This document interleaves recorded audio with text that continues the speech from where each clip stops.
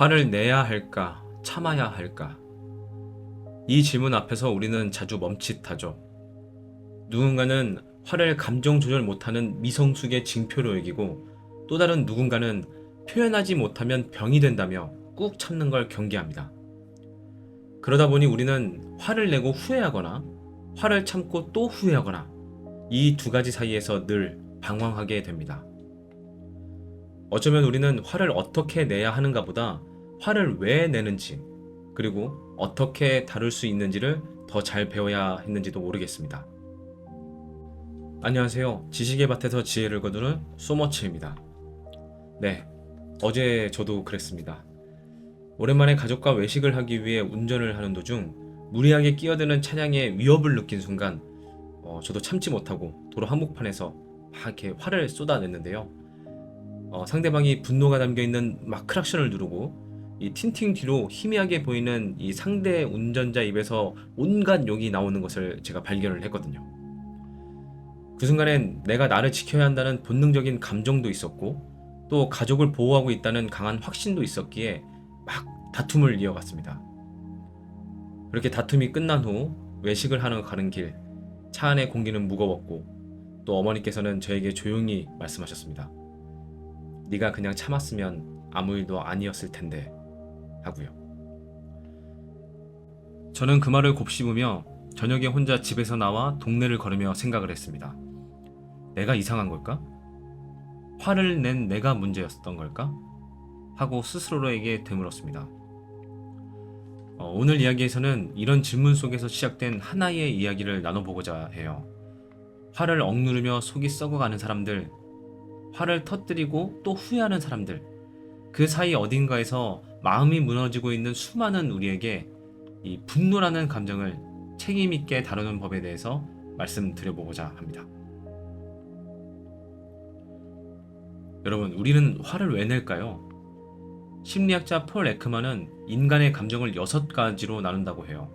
분노, 슬픔, 기쁨, 공포, 놀람, 혐오인데요. 이러한 감정들은 문화와 언어를 초월해 인간에게 보편적으로 나타난다고 주장합니다. 이 감정들은 생존을 위한 본능적인 반응이자 우리 인간 안의 신호체계라고 볼 수 있다는 거죠. 그중 분노는 단순한 격양 상태가 아니라 자신의 경계가 침해당했을 때 생기는 반응이라고 말합니다. 즉, 누군가 내 공간을 침범하거나 내 존재를 무시한다고 느낀 순간 우리는 반사적으로 화를 내게 된다는 것이죠. 화를 낸다는 건 결국 이건 나에게 중요한 일이야 라는 신호라는 거예요. 그렇기 때문에 억지로 누르려고만 한다면 내 안에 중요한 가치와 욕구는 무시하게 되고 결국 감정은 사라지지 않고 다른 형태로 뒤틀려 드러나게 되는 거예요. 예를 들면 어떤 사람은 갑작스러운 무기력으로, 어떤 사람은 피로와 두통으로, 또 어떤 사람은 괜찮은 척하는 자기 기만으로 말이죠. 실제로 하버드의 심리학자 수전 데이빗은 이런 감정을 무시하고 덮어버릴수록 우리는 점점 감정에 끌려다니게 된다고 말을 해요. 그녀는 이를 감정 민첩성이라고 부르며 감정을 없애려 하지 말고 인식하고 받아들여야 삶이 부드럽게 흐를 수 있다고 설명을 합니다. 화를 내지 않는 사람이 성숙한 것이 아니라 화를 제대로 느끼고 잘 다루는 사람이 성숙하다는 것이죠. 그렇다면 화를 어떻게 다뤄야 할까요? 문제는 감정 그 자체가 아니라 표현 방식에 있다고 해요. 화를 억누르거나 그냥 폭발시키는 게 아니라 지금 내가 어떤 감정을 느끼고 있는지 먼저 알아차리는 것. 그게 우리가 배워야 할 기술입니다. 심리학자 마셸 로젠버그는 이를 비폭력 대화라고 부르는데요. 그는 이렇게 말을 해요. 상대를 탓하지 말고 내 마음을 중심으로 말하라. 다시 말씀드릴게요. 상대를 탓하지 말고 내 마음을 중심으로 말하라. 네, 그렇습니다. 상대를 탓해봤자 돌아오는 건 아무것도 없죠. 그러니 나에게 쌓인 이 분노라는 감정을 조금이라도 털어내고 좋은 관계를 유지할 수 있는 방법은 내 마음을 중심으로 말을 하는 거예요. 예를 들어 누군가 약속을 반복해서 어겼을 때 넌 왜 이렇게 늦냐? 가 아니라 네가 자꾸 늦으니까 내가 소중한 사람이 아닌 것 같아서 속상하네 라고 말을 하는 것이죠. 또 이런 상황도 있습니다. 가족과 식사 중 내가 이야기하는데 누군가 자꾸 말을 끊을 때 그 순간 왜 자꾸 끊어? 나 무시해? 라고 말하면 감정만 격해지고 분위기만 이상해집니다. 이럴 땐 내가 말할 때 자꾸 끊으니까 내 얘기가 중요한 것 같지 않아서 좀 서운하네 라고 말을 하는 거예요. 직장에서도 비슷한 일이 생깁니다. 내가 낸 아이디어를 누군가 묵살했을 때 말해봤자 뭐하냐, 들을 생각도 없는데 가 아니라 조금 전에 제가 낸 의견이 그냥 지나가서 제가 존중받지 못한 기분이 들었습니다 라고 말을 하는 거예요. 이렇게 말을 하게 되면 갈등이 아니라 대화가 시작됩니다. 이게 중요한 포인트예요. 갈등이 아닌 대화를 시작하는 것. 이 화를 다룬다는 것은 내 감정을 덮어놓는 것이 아닙니다. 그 감정을 솔직하게 꺼내되 지혜롭게 표현하는 것입니다. 그래야 상대도 나도 무너지지 않게 되는 겁니다. 결국 화를 참는 것도 또 터뜨리는 것도 후회로 다가오죠. 우리는 그래서 이렇게 생각을 하곤 합니다. 괜찮아, 그냥 넘어가자. 그래, 저런 일로 감정 낭비할 필요 없어. 하지만 정말 그럴까요? 표면적으로는 넘긴 것처럼 보여도 속에선 계속 그 장면이 반복 재생이 됩니다. 자려고 누웠는데 출퇴근길에서 걷다가 눈 감고 머리를 감다가 운동에 집중하다가도 말이죠.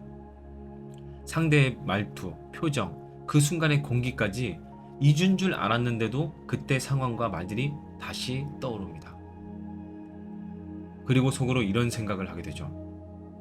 그때 왜 아무 말도 못했을까? 이번에도 또 참았네. 나는 늘 이럴까? 하고요. 이렇게 쌓인 감정은 전혀 관계없는 상황에서 폭발하곤 합니다. 가족이 무심코 던진 말에 친구가 잠깐 연락이 없었다는 이유로 그렇게 분노는 정말 엉뚱한 곳에서 얼굴을 드러내게 되죠.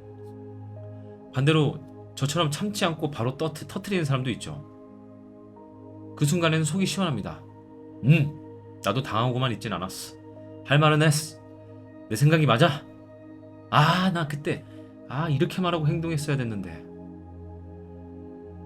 하지만 그 감정의 여지는 생각보다 오래 갑니다. 혼자 남겨진 밤, 상대의 표정이 또 떠오르죠. 내가 너무 심했나? 괜히 관계만 망친 건 아닐까? 내 말이 항상 옳을 순 없는데.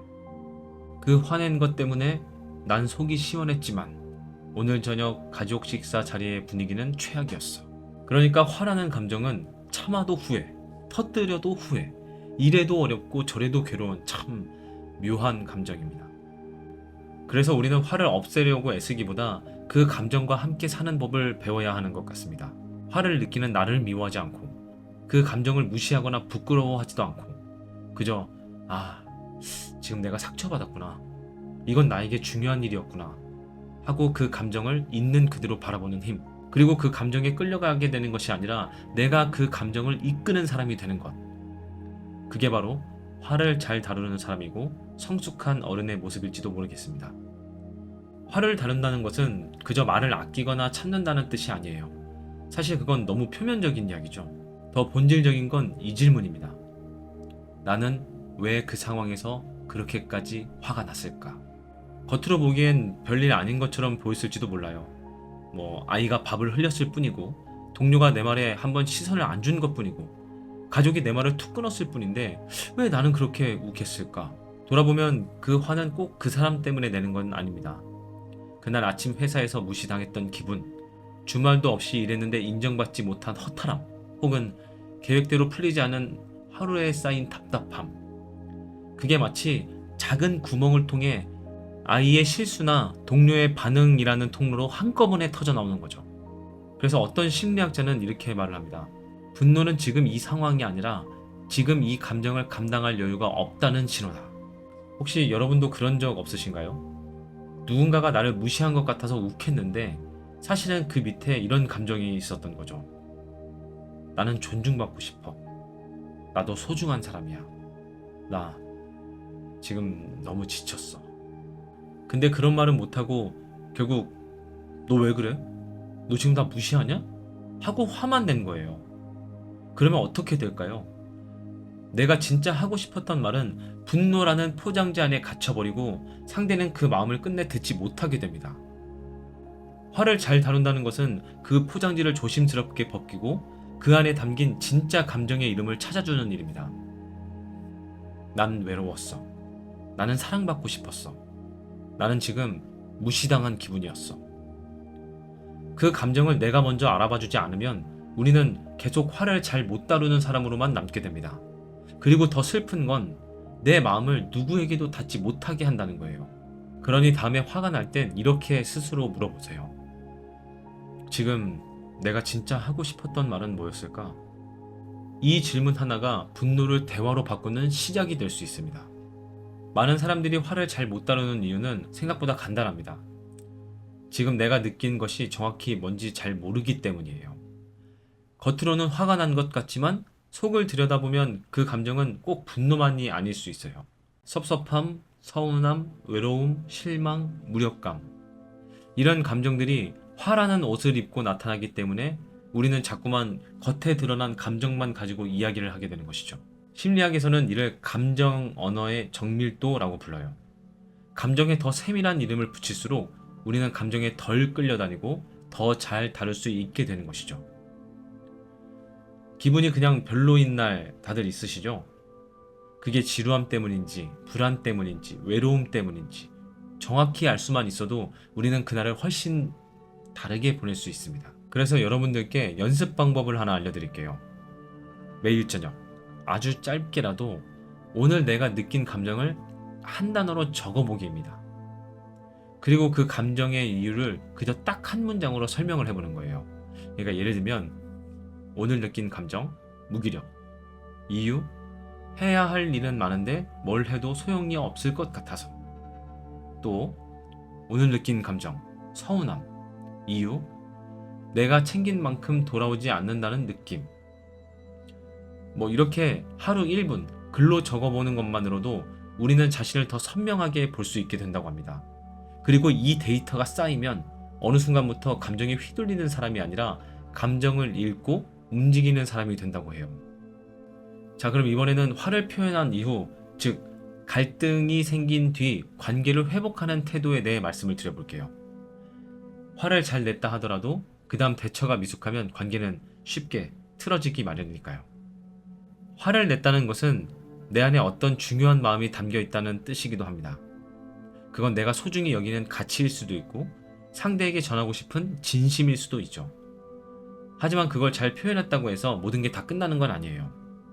그 다음, 그 감정 이후의 관계를 어떻게 이어갈지 그 태도와 표현이 정말 중요합니다. 예를 들어보겠습니다. 친한 친구에게 서운한 감정이 쌓여서 용기 내서 내 감정을 솔직하게 표현했다고 할게요. 넌 항상 너 이야기만 하잖아. 나 힘들다고 하면 그냥 넘기는 거 알아? 이 말은 맞는 말일 수 있습니다. 그리고 그 감정을 참지 않고 말한 것은 잘한 일이기도 하죠. 하지만 친구는 당황하고 방어적으로 반응할 수밖에 없습니다. 내가 언제 그랬는데? 너 항상 너무 예민하게 받아들여. 이때 필요한 건 내 감정을 끝까지 주장하는 것이 아니라 서로 이해하려는 다음의 말입니다. 내가 널 탓하는 게 아니라 그냥 나도 누군가에게 좀 기대고 싶다는 마음이었어. 혹시 내가 말하는 방식이 너한테 부담이 됐다면 미안해. 사과할게. 이런 말 한마디만 덧붙여줘도 분노는 공격이 아니라 진짜 대화의 문을 여는 열쇠가 되는 것이죠. 사람은 누구나 지적당하면 움츠러들고 이해받으면 열리게 됩니다. 화를 낸 다음 상대가 움츠러들지 않게 하려면 감정을 던지고 끝내는 것이 아니라 그 감정을 풀기 위한 손을 내미는 일이 필요합니다. 사과가 아니어도 괜찮습니다. 상대를 설득할 필요도 없습니다. 그저 나는 네가 내 마음을 조금만 알아줬으면 좋겠어. 이 말 한마디면 충분할 수도 있어요. 화를 잘 낸다는 것은 말을 세게 하는 사람이 아니라 관계를 무너지게 하지 않는 사람이라는 걸 우리는 자꾸 잊고는 합니다. 감정은 순간이지만 그 감정 이후의 태도는 오래가잖아요. 이걸 기억하는 사람이 진짜 어른입니다. 우리는 살면서 수많은 감정을 겪지만 그 중에서도 화는 유독 다루기 어려운 감정입니다. 터뜨리면 후회하고 참으면 병이 되고 말하면 상처 주고 말하지 않으면 또 나만 상처받게 되는 참 애매하고 복잡한 감정이죠. 그래서 화가 날 때마다 우리는 자꾸 이렇게 묻습니다. 내가 잘못한 걸까? 이 정도로 화낼 일이었나? 내가 너무 유난스러운 사람은 아닐까? 하지만 정말로 묻고 싶은 건 그것이 아닌지도 모르겠습니다. 나 이렇게 살아도 괜찮은 걸까? 나라는 사람은 여전히 괜찮은 사람일까? 여러분, 화를 낸다고 해서 여러분이 나쁜 사람이 절대 아닙니다. 화를 참지 못했다고 해서 미성숙한 사람도 아닙니다. 다만 우리가 무엇을 지키고 싶었고 그 감정이 너무 커서 또는 표현할 줄 몰라서 그냥 그렇게 반응한 것 뿐이에요. 우리는 모두 감정이 서툴고 표현이 어설픈 존재들입니다. 중요한 건 그 감정을 없애고 외면하는 것이 아니라 그 감정과 함께 살아가는 법을 배우는 것입니다. 화를 억누르지도 않고 터뜨리지도 않고 그 감정을 책임있게 나답게 표현할 수 있는 사람. 그 사람이 바로 감정을 다스리는 어른, 그리고 자기 자신을 지켜내는 사람입니다. 그러니 다음에 또 화가 날 일이 생긴다면 스스로에게 이렇게 말해보세요. 그래, 난 지금 화가 났다. 근데 이 감정이 말하고 싶은 건 뭐지? 지금 나는 왜 이렇게 화가 난 거지? 나의 어떤 마음이 상처를 받은 거지? 이런 식으로 감정 안에 숨은 진짜 내 마음을 들여다볼 수 있다면, 이 질문을 던질 수 있는 사람이라면 여러분은 이미 충분히 괜찮은 사람입니다. 지식이 밭에서 지혜를 거두는 소머치였습니다. 여러분들께서 화를 다스리는 방법, 또 여러분들이 생각하는 화를 댓글로 공유해주세요. 다음 영상에서 뵙겠습니다. 시청해주셔서 감사합니다.